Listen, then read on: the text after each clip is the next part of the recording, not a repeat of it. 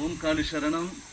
நம்ம எங்கே வந்திருக்கிறோன்னா ஜமுனாமுத்து அப்படின்ற திருவண்ணாமலை மாவட்டம், வேலூர் மாவட்டம் இதில் சேர்ந்த இந்த அற்புதமான இந்த மலை கிராமம் பாருங்கள், இவ்வளோ அழகாக, இவ்வளோ ரம்மியமாக இருக்குது.